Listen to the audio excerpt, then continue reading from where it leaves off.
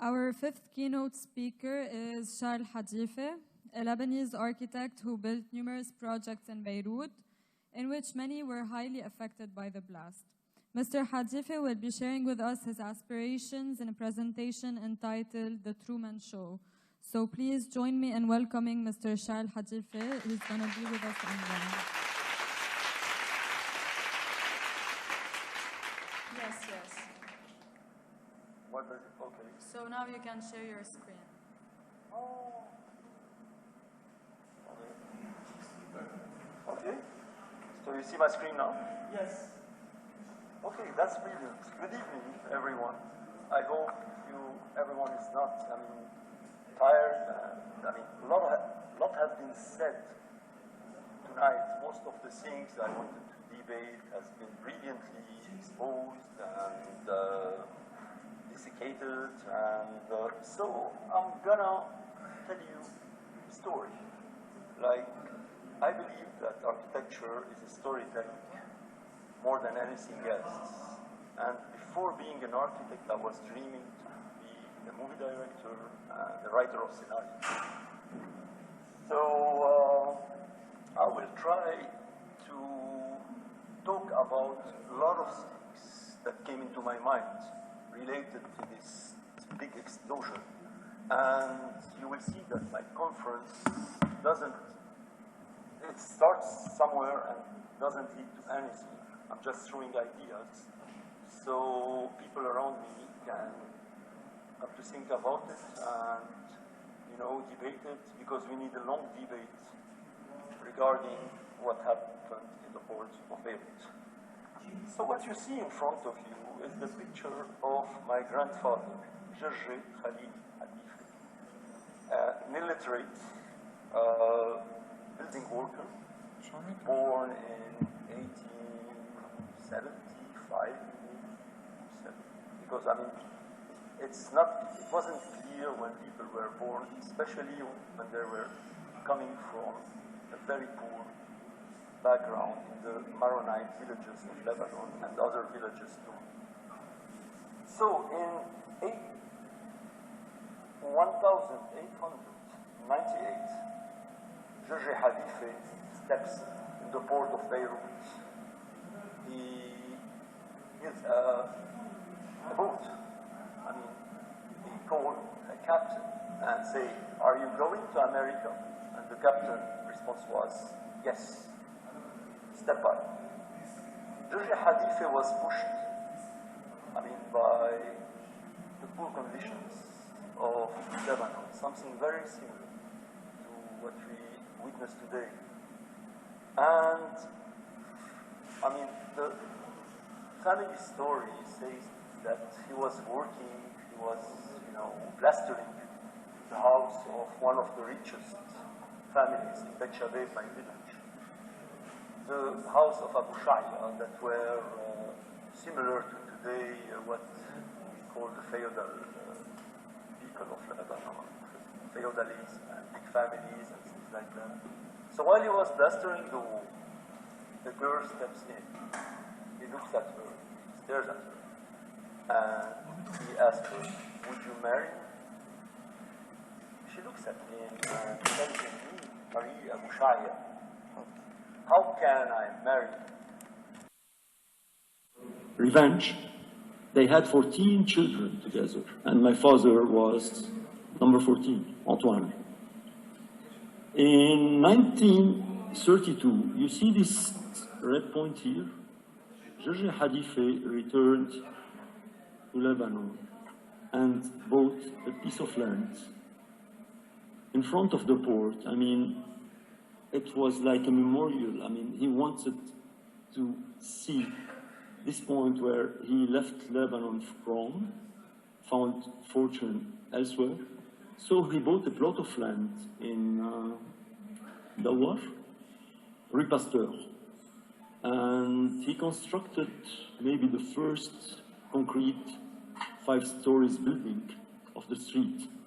And the building still here. If I have pictures, I'll show you. Oh, This is not the building. This is my grandfather's family. Picture of him also. Oh, this is a romantic way of how you imagine people left Lebanon. It was like croisière boats, I mean, similar to what we do today in Greece. So this is the building of Rue Pasteur after the explosion. And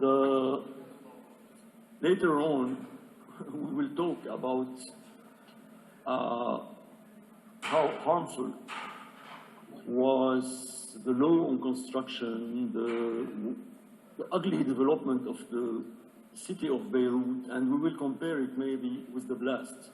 I mean, I think Beirut was destroyed far before the blast, and we all know that, but and I will also invite everyone to think about a few characteristics of our society today. So I don't know if I will have time to talk about mythomania. So today I don't know if the story I'm telling you is true. I don't know if my father invented the story. But funny enough, I was born in this house, on this floor, on the third floor. And I had a view on the port. The port was under my feet. And I do remember the water. I do remember the whistling of the boats in front of me. And the wind getting through the central hall of this house. And those are, I don't know if it's my imagination or the stories my parents told me. So what I miss today in Beirut is the right for memory. Most of the people, memories were dismantled by the afterwar, by interventions like the city center, by dismantling all the memory of the city, and this was unfair. So basically, we go back to this relation with the sea, because a few years later, my father built a building in Sirso Street, and it was overlooking the port again. We had an amazing view of the port from the house. And guess what? History repeats itself. It was once again, so this is the view from the balcony. We used to have the port.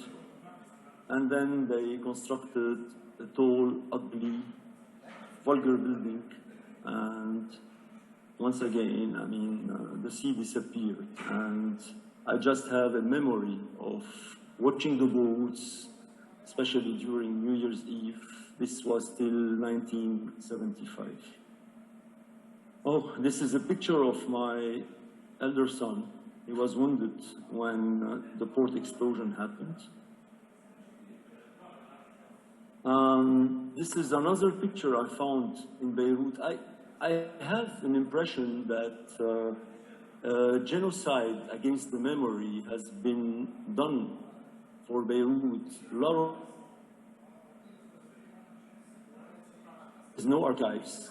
And although I hate what I call museification, I guess that a museum for the story, the history of the city of Beirut should be built the soonest, because I mean it's an endangered memory that will disappear. And I have the impression it was done in purpose, because people without roots cannot survive. This is a picture of ZEIN and on the St. George Bay, and the replacement that you can hardly guess in which city it is. Is it a poor Dubai? Is it a bad New York? Is it, I mean, I leave the answers to you. Oh. So, wanted to talk about, this is also a picture that I took a few years ago from the Jamaica stairs. So you see, we had a relation, at least a visual relation with the sea, and now it has been replaced by a long building, and this is adjacent to the place where I was born. I will tell you a few words about the place where I was born.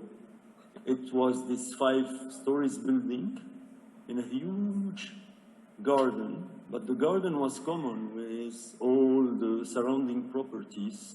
Some of them were private houses, some of them were also 4-story building.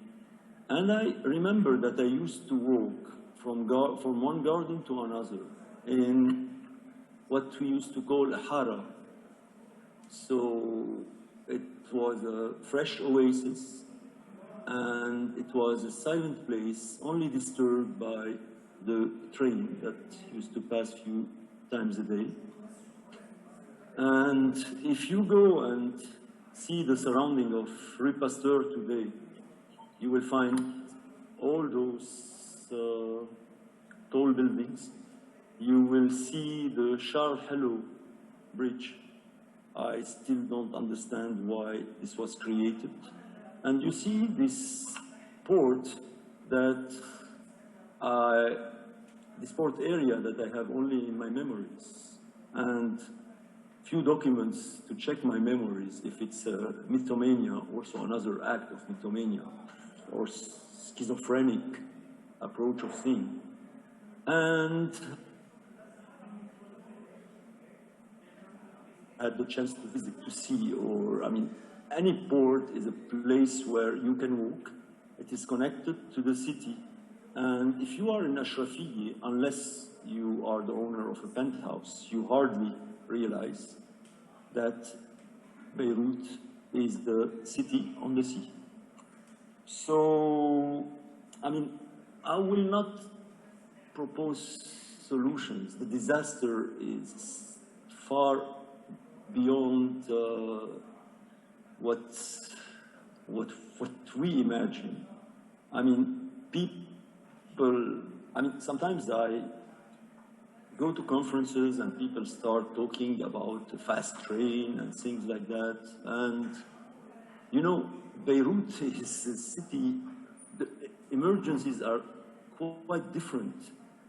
I think we need to restore some pedestrian paths, to put a lot of trees, to lower the temperature.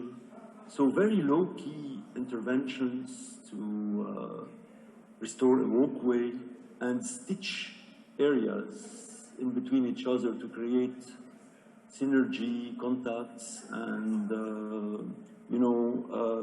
living together process. I mean, by living together, I don't intend the different religions, communities. Sometimes I'm talking about, people from the same street. Gentrification has pushed the natural inhabitants of Beirut away in suburbs, and there is those buildings, like fortifications with gates and dogs and security people. So there is no more relations between the neighbors. And the new architecture with the closed balcony doesn't encourage this. Many ideas I wanted to talk about the port. I mean, this port also, I witnessed also the departure of Palestinians. I was stuck on one building taking pictures for news agency. So I saw again a departure, and I came back also from this port. My grandfather, Hadifeh, his wife also died in Africa, and the coffin came back from the same port. And he returned from the port to die in Lebanon. My father used to the port to travel when he was 15 to Africa. And his dream was to return to Lebanon. He was born in France. He was granted a French passport. And he wanted only to be Lebanese, to return to... He was a grounded person. I don't know if he had memories of Lebanon, he was pushed by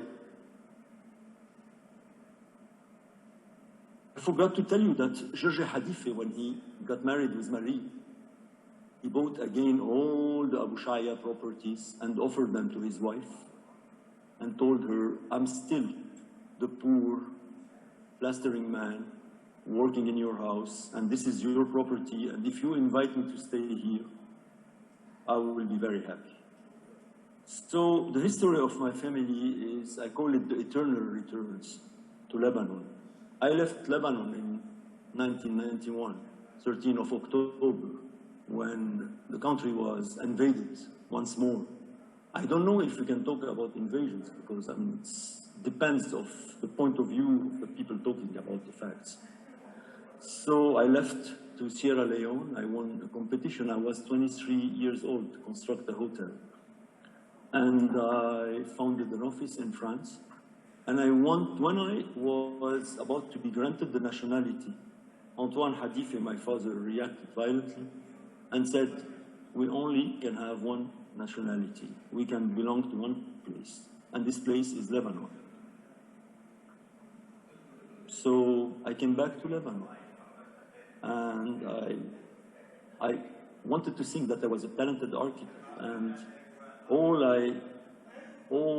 the commissions that people wanted to give me I judged them mediocre. So I did publications about food and the first tourist guide for Lebanon after the war.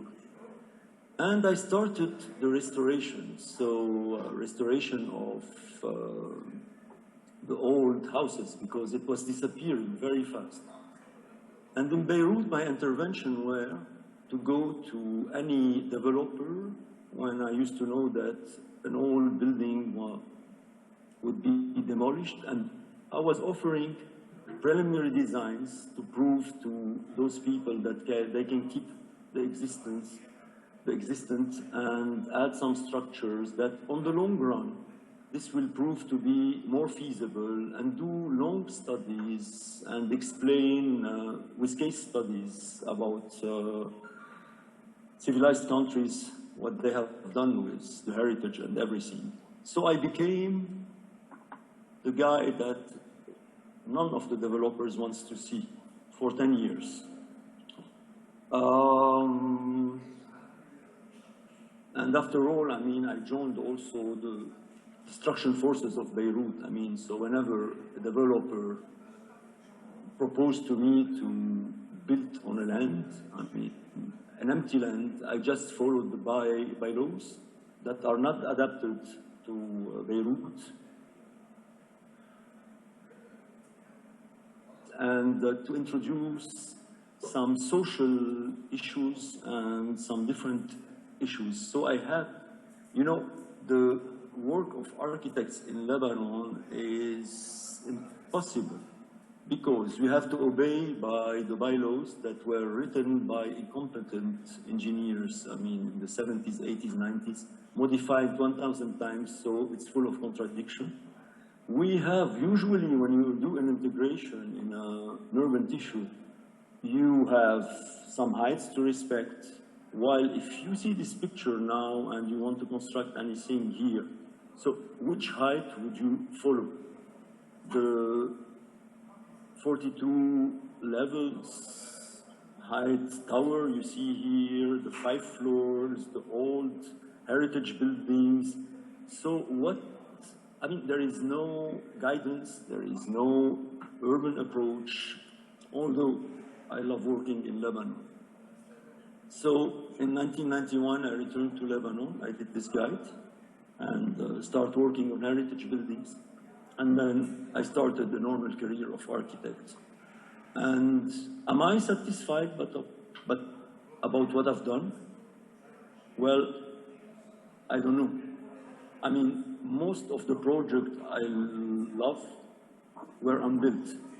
Although we've done few fair, good buildings. Because for me, a good building is a building that blends in a surrounding, that is inspired by a reality, by a story, by facts, by, you know, traditions. So sometimes I try to translate traditions, and I don't mind even the imitation. So in a destroyed country like Lebanon, I think it's not a shame to do copies of the old tissues, because we hardly have one street. To preserve a building by itself doesn't mean anything. You should preserve areas, you should preserve the living traditions, you know, so essentially the people that lives in an area. So because I have to do it, I will show you a few projects we've worked on. So this was a project we studied in Anfi, and we've tried to do an interpretation of the traditional Mediterranean coast. And you cannot go to take the full exploitation of a land. At the end of the day, it's a commercial project. But here I wanted to prove, when you look at this, this was inspired from Batroun, Anfi, and many coastal villages in the Mediterranean. When you look at it, it seems that it has been always here. From time to time, I like to forget that I'm an architect, and I like to act like the old engineers that did this repetitive, nice, beautiful houses in Beirut, or like what we call Ma'allim al-A'mar, that knows how to compose with its surrounding and things like that. So this is the project of Anfi that was unbuilt because the developer was greedy. When he saw the result of the project, I mean, what have I done? Oh my God, what have I done? Qu'est-ce que j'ai fait? J'ai fait une bêtise. J'ai fait une bêtise, enfin, what happened here? Oh, you are screen sharing, stop, okay. You are screen sharing, you share? Where is the sharing? Oh. Where is it? Zoom once? Okay, sorry. Apologies. Ouais, ok. Elle est là? Something wrong happened.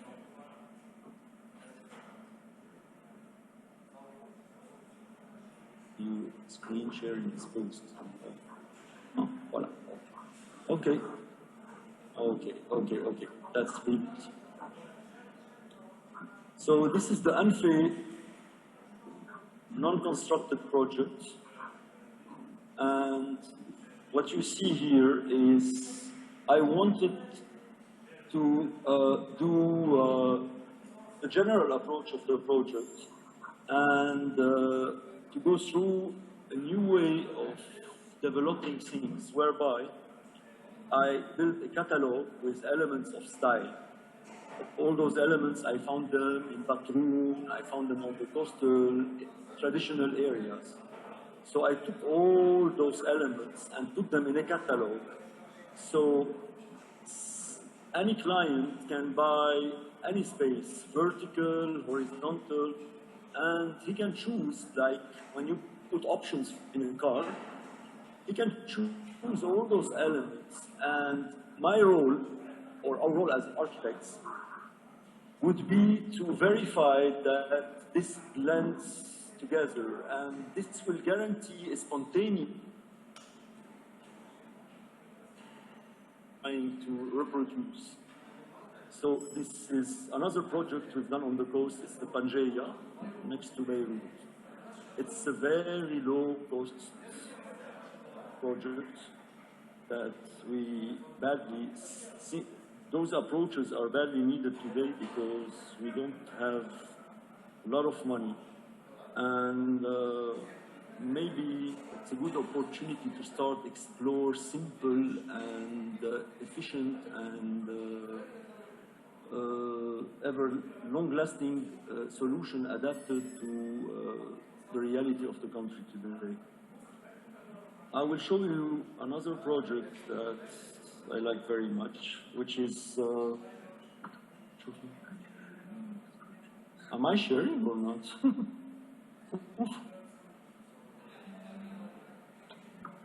ça me va pas.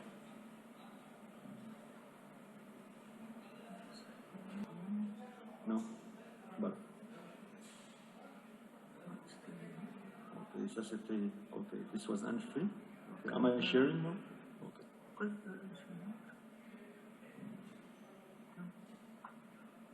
Je ne sais pas si c'est ok. en train de... Si, c'est bon. Okay. So unfair again. Et voilà, il goes. The elements I was telling you about. Okay. It's very slow. I'm sorry, it's very slow. My connection is very slow. Okay. So the project I told you about in G.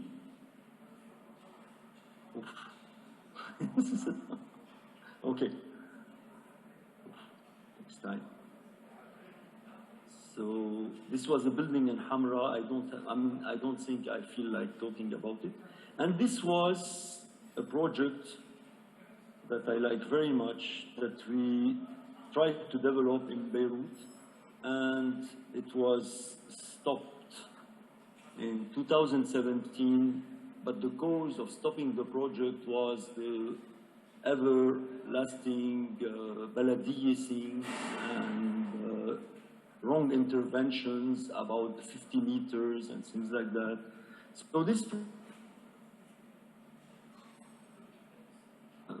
Fuad told you a lot of things, my colleague Fuad Samara told you a lot of things about the central hall. And what I will add is this impression, I mean, I've realized, because I live in one of those houses, that every time somebody gets into those houses, they say, oh, how wonderful, oh, how big. Most of those houses are 120 meters square. And the impression of the grand space is, first of all, the central hall. Second, there is no corridors at all. And the new scheme that we adopted from the French HLM is to have an entrance and corridors leading to bedrooms, corridors leading to the kitchen, so nobody in the family can meet another person in the family. And this, in my opinion, one of the things that broke the dialogue between generations. So I decided to, readapt this scheme with the central hall to a modern scheme of living. And I decided also that people should be entitled to have the experience I had when I was young in Rue Pasteur and to have a hara. Unfortunately, with the price of land and the bylaws and everything, we cannot have a normal hara today because the land is very expensive. So I decided to create a vertical hara. So what's a vertical hara is made from? First of all, everyone should be allowed to have a central hall because for physical reasons, so the winds can blow from one part to others, cross ventilation, amazing lighting from different orientations, and also to buy a small space and have a big volume. So we did thorough analysis about all those building structures, and we ended up proposing a plan that looks very much like that. So what we exactly did,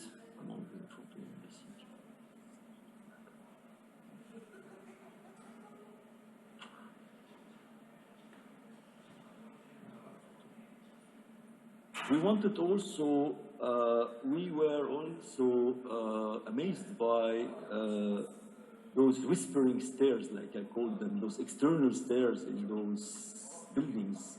Plenty of light, plenty of fresh air. And so we decided to reintroduce all those elements. And this is how, oh my God, it's not turning. Man. Apartments in this building. And I wanted this building to be a vertical hara, so the openings you see toward this patio are the kitchens that open to this common space.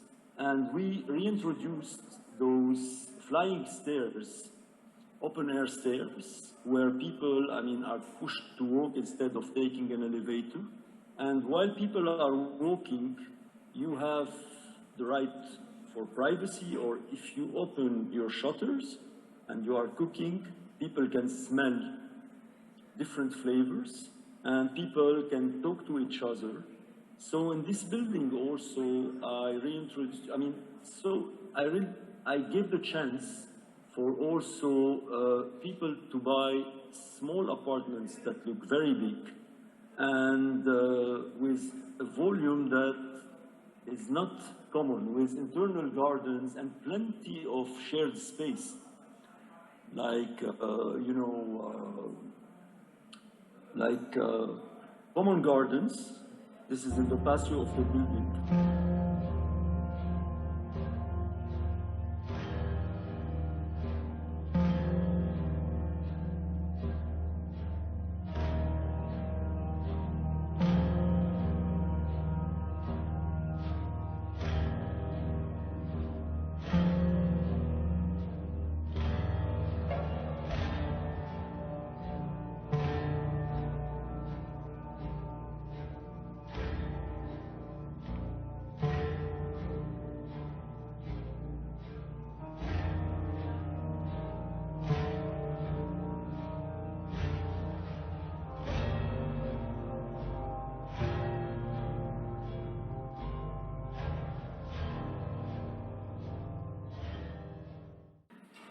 So thank you for allowing me the chance to speak. I hope, I was expecting to be standing in the port and start my story. There is something in French I adore. It's histoire, that means in the same time story and history. And I think any story should be linked to history. So today I live in a stone house in Lebanon with triple arch, I live in a traditional way. And back to Lebanon. They believe in Lebanon, and we are here to stay. And I'm working today on many projects in Lebanon, and I wish I will do plenty of them. And I wish that I will offer opportunities to many architects to stay here, because we should be, I'm focusing on education, and I think education will save the country. Thank you very much.